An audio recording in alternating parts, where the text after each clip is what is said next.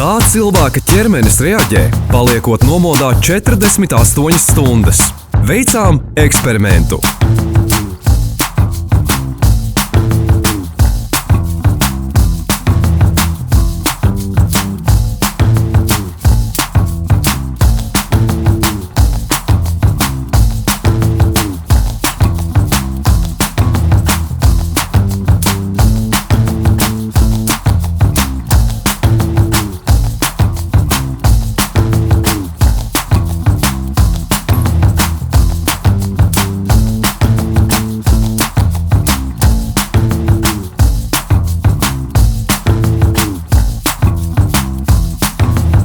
Miega traucējumi ilgtermiņā pasliktina veselību un var būt bīstami cilvēka dzīvībai.